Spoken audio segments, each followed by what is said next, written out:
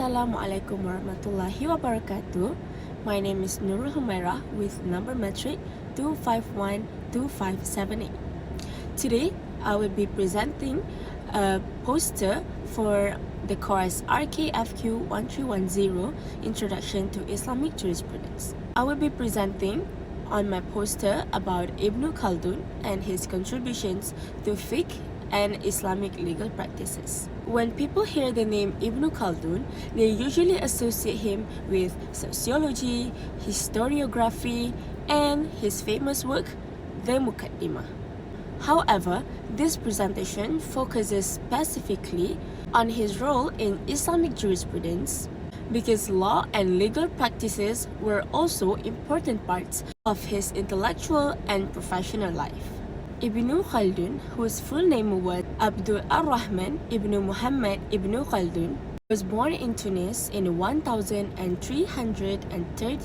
and passed away in Cairo in 1406. He was an Arab scholar, sociologist, historian, philosopher, and the most important one for our presentation today, he was also a jurist.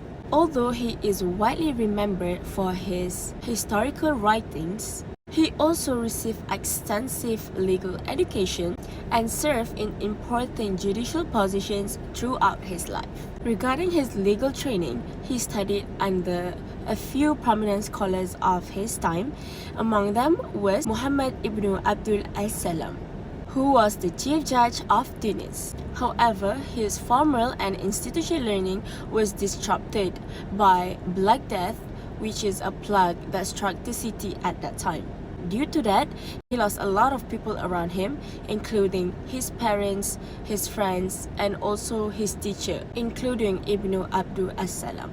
The last and possibly the only teacher that he had after the plague was Muhammad bin Ibrahim al-Abili. He taught Ibn Khaldun rational sciences. This combination of religious and intellectual education helped shape his approach to law and legal reasoning. Now, moving on to legal teaching, Ibn Khaldun spends approximately 30 years in teaching. He taught various Islamic sciences. He taught subjects like hadith, fiqh, and usul al-fiqh in many regions including present-day Morocco, Algeria, and Tunisia. Later, after moving to Egypt, he taught at several institutions including Al-Azhar and other schools in Cairo. His long teaching career demonstrates his influence in transmitting legal and Islamic knowledge to future generations. In addition to teaching, Ibn Khaldun also held a few important judicial positions. He served as the Maliki chief judge during the Mamluk period in Egypt for almost 1 year at one time, and for shorter periods for like another 5 times. Moreover, Ibn Khaldun was appointed as Qadi al-Mazalim, where he heard and reviewed appeals of lower judges' decisions. These roles placed him directly within the legal systems and allowed him to practice the legal practices rather than merely discussing the theory. One of the most significant aspects of his legal career was his attempt to reform the judicial system.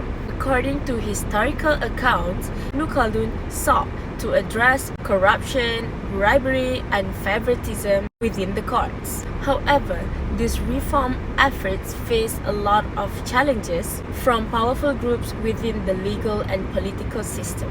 As a result, his terms as a chief judge were often short. Nevertheless, his efforts reflected his commitment to justice and ethical legal administration. His legal thought can also be seen in his famous work, The Muqaddimah, which is written in 1377. Although the work is primarily known for its study of history and society, but they were also mentioned about fiqh, usul al-fiqh, about judicial institutions, and all about legal system. Ibn Khaldun examined how Islamic law developed throughout history and how legal institutions function within society. In conclusion, while Ibn Khaldun is often remembered as sociologist and historian, he also made meaningful contribution to Islamic jurisprudence through his legal education, legal teaching, judicial service, legal reform, and also writings. His life demonstrates the relationship between legal theory and legal practice, which is why he remains an important figure in the study of Islamic law. This is all from me on the presentation of Ibn Khaldun and his contributions to Islamic jurisprudence. Thank you and Assalamu alaikum.